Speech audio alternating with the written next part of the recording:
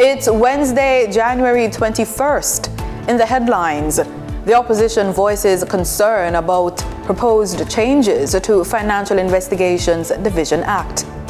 Agriculture Minister Floyd Green lauds farmers' resilience despite hurricane damage. In business news, Jamaica Stock Exchange's 21st Regional Investment Conference launched. Regionally, in Barbados, candidates step up canvassing ahead of a general election. And in sports, early exit for Jamaican golfers at the 11th Latin America Amateur Golf Championships. This is the news on PBC Jamaica. I'm Simone Absalom Gale.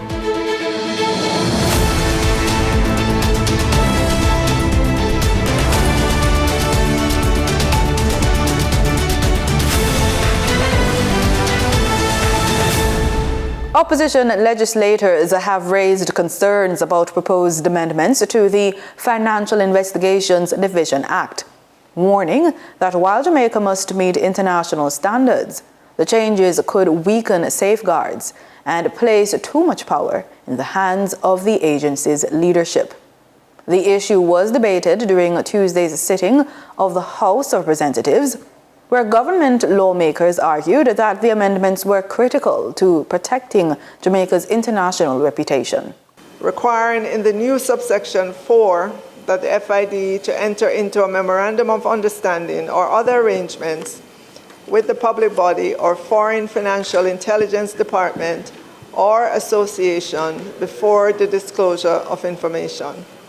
It also seeks to remove the requirement for approval by the minister before the FID can enter into a memorandum of understanding, MOU, or other arrangements, thus ensuring operational independence.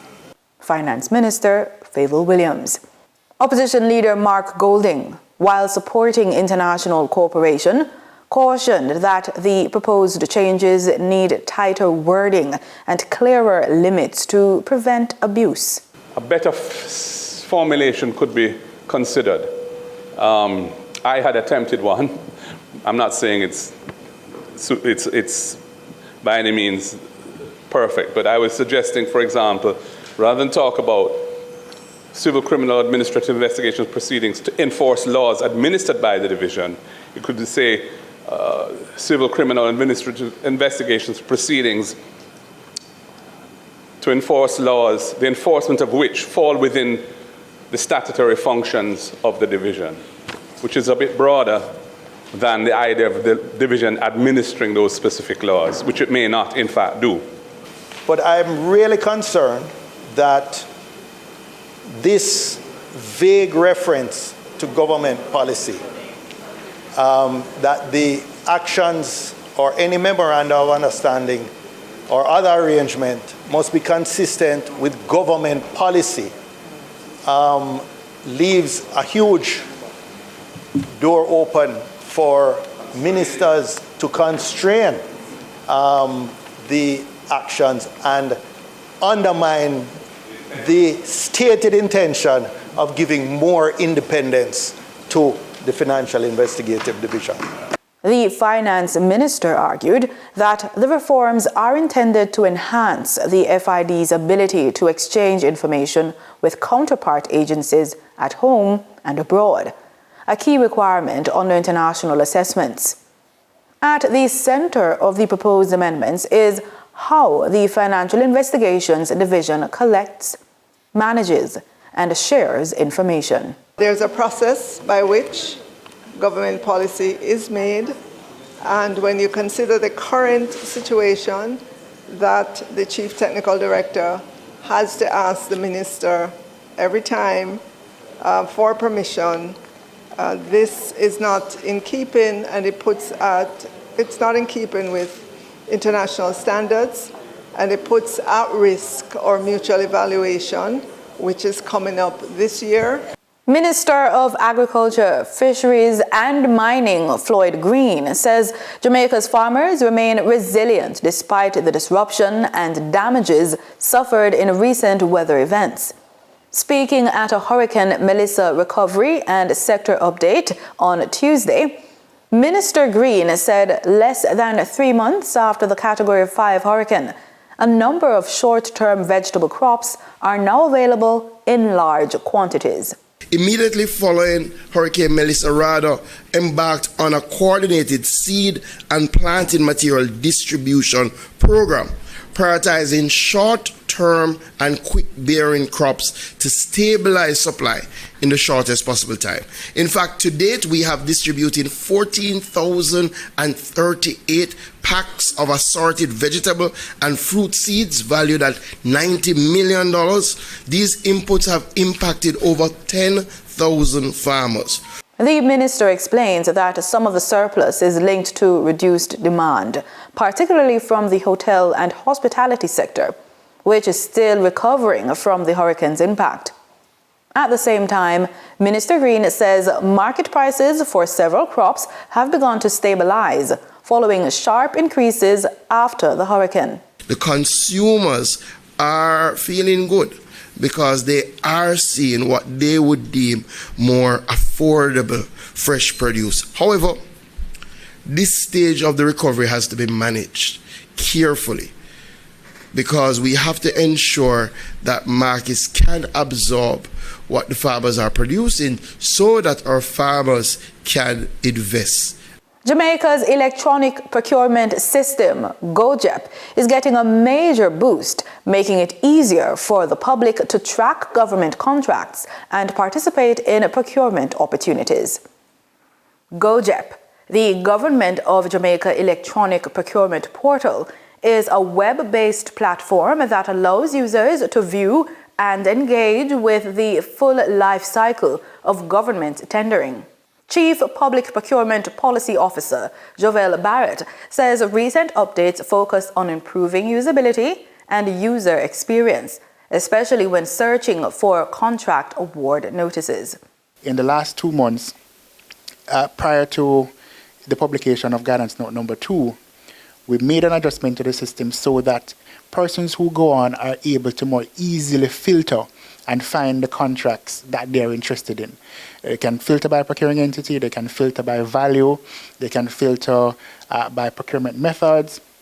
And so we've improved the user friendliness of the contract award notice section of the GoJep.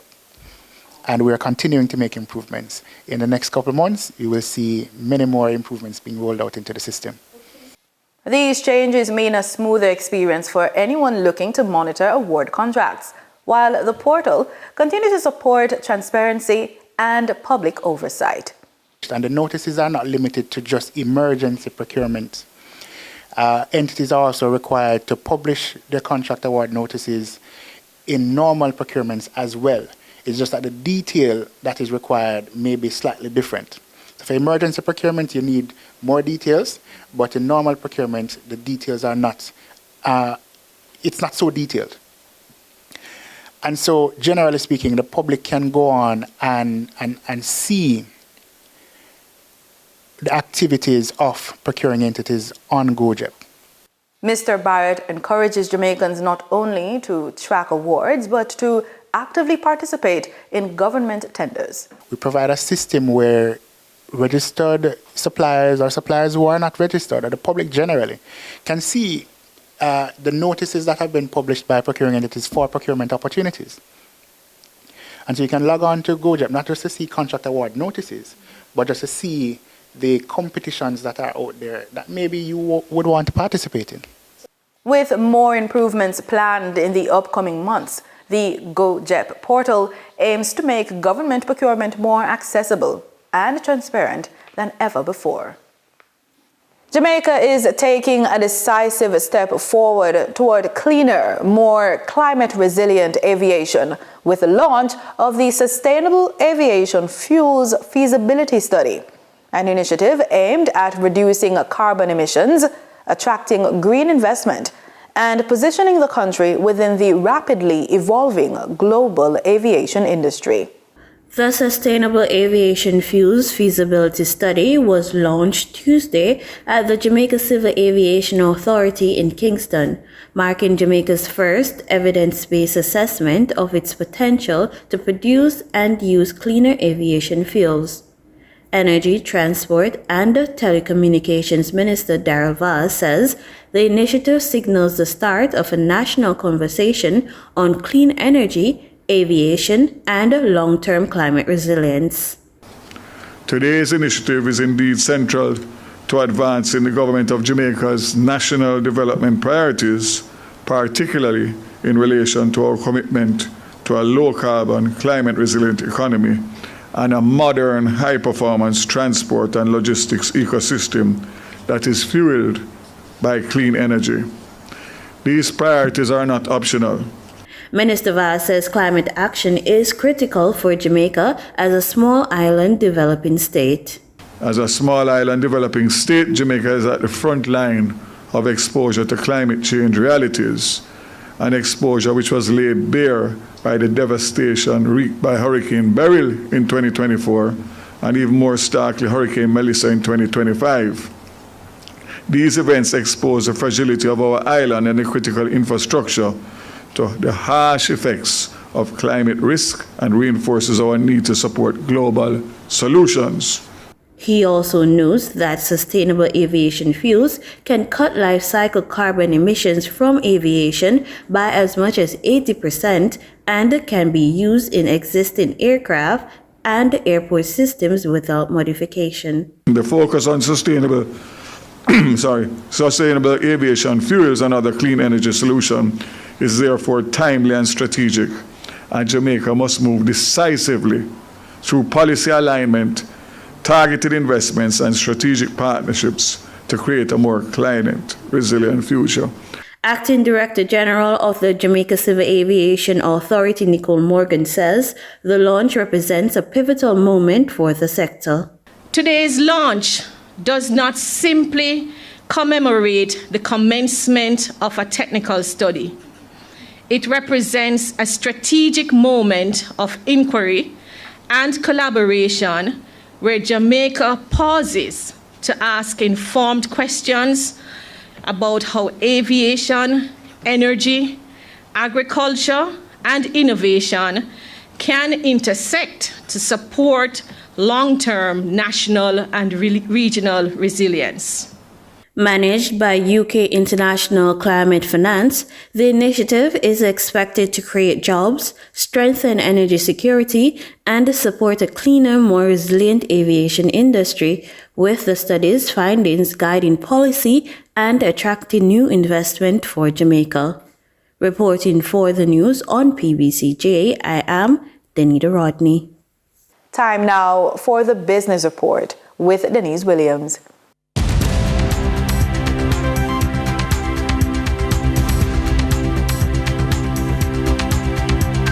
Welcome to today's Business Report. I'm Denise Williams, bringing you the developments shaping markets, capital access, and business decision-making across Jamaica and the region. Let's get into the stories that matter. Dr. the Honorable Andrew Holness, Prime Minister of Jamaica, was the keynote speaker at the 21st staging of the Jamaica Stock Exchange Regional Investment Conference being held for the next 2 days at the Jamaica Pegasus Hotel in Kingston. Dr. Holness outlined that despite a massive reconstruction effort that is still underway, Jamaica has strategically managed to withstand the financial devastation of the region's most powerful hurricane in recorded history. And I quote, "We know that there will be a fallout in our debt ratios based on the loans we have received for the rebuilding after Hurricane Melissa. However, we have an opportunity to build back better," end quote. As the conference unfolds, you can watch the live stream right here on PBCJ. The government of Jamaica is projecting a sharp slowdown in the economy arising from the impact of Hurricane Melissa. In a memorandum sent to the board of the International Monetary Fund, the government forecasts a 4.3% decline in economic activity and inflation of 9.5% for fiscal year 2025 to 2026.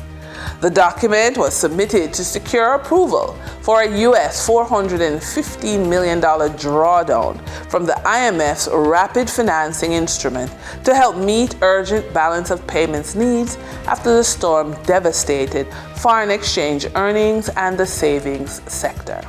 For the trading period of January 20, 2026, the most actively traded securities were Trans-Jamaican Highway Limited with 8,692,366 units, or 40.97% of market sales activities.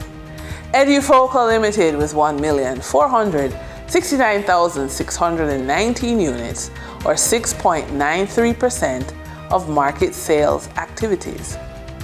Sagicor Select Funds Limited Manufacturing and Distribution with 1,142,781 units, or 5.3% of market sales activities.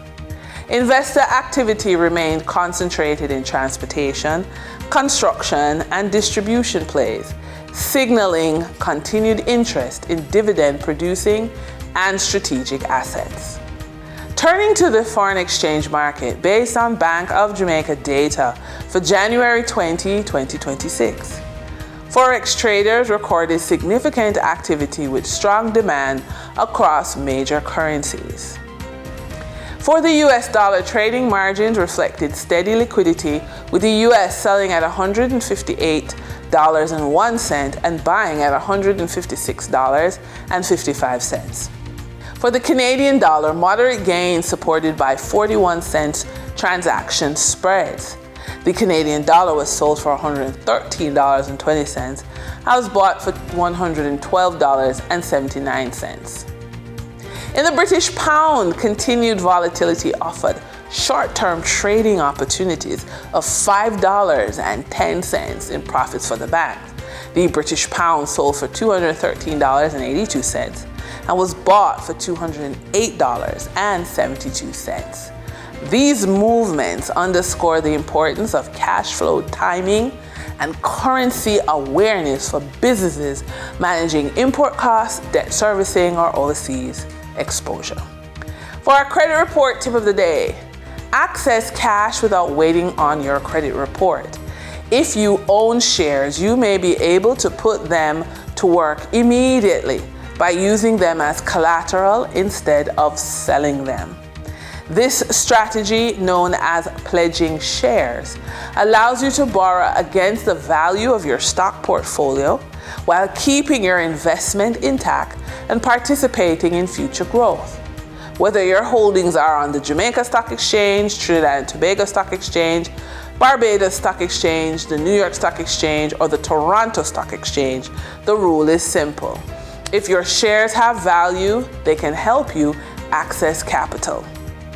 Use your portfolio to fund growth, expand a business, or seize opportunities now without liquidating your assets or relying solely on traditional credit.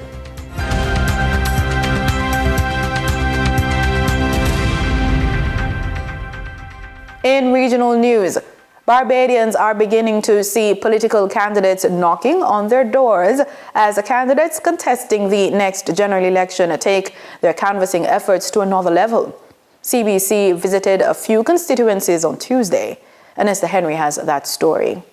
It's been several days since Prime Minister Mia Amor Motley rang the election bell, and the candidates are out and about in constituencies, feeling the pulse of constituents. Some of them are at their constituency offices, getting their paperwork and other arrangements in order. Among them is Barbados Labour Party candidate for Christchurch South, Dr. Chantel Monroe-Knight, who has been checking through the preliminary list of electors for that constituency. We have teams out that are putting up posters as well. Later on in the afternoon, we're going out on the road as well. So a full day for us every single day thereafter. But pretty confident. We've been on the road for some time. So this is not like election has started and now we have to start, from the start line. Not at all. This is a continuation of the hard work that the team has been putting in for some time. So we expect a good outcome for Christchurch South and certainly for me as the next representative. Dr. Monroe Knight says that the response from constituents has been overwhelming, to the point that some of them have been volunteering to be part of her campaign. People have called.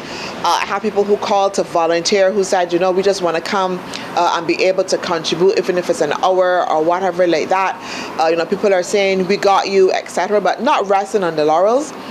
We will still be out there. I will still be out there. Meanwhile, sitting Member of Parliament for Christchurch South and leader of the Democratic Labour Party, Ralph Thorne, is out and about in his chosen constituency, St. John. He and his team have been speaking to constituents about their wants and needs. We're talking to a lot of people. You can sit in an office and come up with all kinds of theories, but there's nothing like canvassing. There's a very enjoyable side to it. There's a side of it that is also depressing when you see the problems that people experience and the opportunity to help people. You leave with a sense of fulfillment. So the campaign has been good. I love canvassing, I love meeting people, and I love hearing about what is going on in Barbados because it helps you to formulate policy. The King's Council is making it clear he is no stranger to St. John, noting he has a strong connection to the constituency. And he says the constituents have been hospitable towards him. Even from people who I suspect may be supporting the other side, not a lot of them, but they have been very hospitable. And I want to say thanks to them. I look forward to the next 2.5, 3 weeks of a campaign. We intend to keep the campaign clean. St. John is a place of very gentle, modest people, and I'm sure that I would not have a problem up here in conducting a clean campaign. Election day is February 11th, giving candidates approximately 3 weeks campaign time. Onesta Henry, CBC News. Grenada has taken a major step in environmental protection, becoming one of the first developing countries in the world to completely eliminate ozone-depleting substances years ahead of the international deadline. Grenada has officially phased out the importation and consumption of R22 refrigerants, a harmful chemical linked to ozone layer depletion, placing Grenada in full compliance with the Montreal Protocol 5 years before the 2030 target. The announcement was made during a recent workshop for refrigerant importers hosted by the National Ozone Unit. National Ozone Officer Leslie Smith reminded participants that the importation of R22 refrigerants is no longer permitted in Grenada as of January 1st, 2026. According to data from the National Ozone Unit, Grenada's consumption of R22 has already fallen below the 97.5% reduction threshold required under the Montreal Protocol, meeting the level of compliance expected by the year 2030. This early phase-out represents a significant boost to Grenada's environmental record, reinforcing its commitment to protecting the ozone layer and addressing climate change. Grenada now stands among the first developing nations globally to fully eliminate ozone-depleting substances. The National Ozone Unit says it will continue working closely with importers, technicians, and other stakeholders to ensure full compliance, while supporting the transition to environmentally friendly and energy-efficient alternatives. Grenada's achievement highlights the country's leadership in environmental protection and its strong adherence to international environmental agreements. Reporting for GBN News, Shania McIntosh. Commerce Minister Dr. Ernest Hilaire has responded to mounting discontent among cannabis advocates regarding a police crackdown on illegal plantations.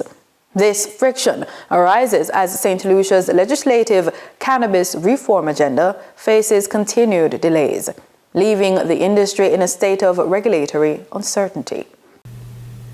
A direct question was recently posed to Commerce Minister Dr. Ernest Hilaire following mounting discontent among cannabis advocates over increased targeted police operations that have led to the uprooting and destruction of several marijuana plantations in remote locations.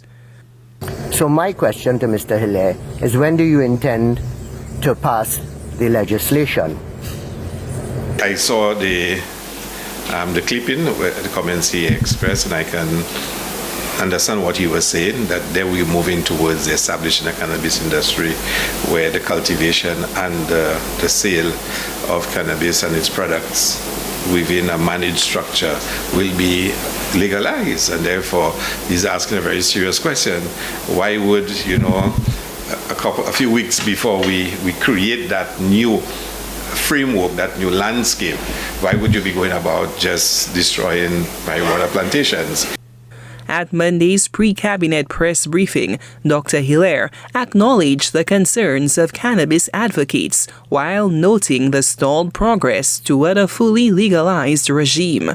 I agree with him. I think it's a very fair, concern that is expressed, but the law is still the law, and currently it is still illegal to cultivate. But you'd want to believe that his point has a lot of value, that if we are moving into this direction, maybe one should be a little more understanding of the broader context. And yes, the law says it's still illegal to cultivate marijuana, but this is where we're moving. And therefore probably have a slightly different response and to what's happening for the cultivation of marijuana. So I shared a lot of his frustration. As the new Commerce Minister, it is anticipated that Dr. Hilaire will pick up where former Commerce Minister Emma Hippolyte left off. The legislation for the regulated substances industry is currently split between 2 bills and about 20 regulations. The Drug Prevention of Misuse Amnesty Bill offers amnesty for cannabis cultivators and sellers. The second bill, the Regulated Substances Cannabis Bill, establishes a legal framework for the entire industry and grants licenses to operate within it. Both bills remain before Cabinet. Understanding the journey that has taken us to where we are, so we are going to accelerate the work that has started, because that's the intention, and let's make it work. At the recent police press conference, the High Command of the RSLPF made it abundantly clear its intention is a sustained crackdown on all cannabis lawbreakers.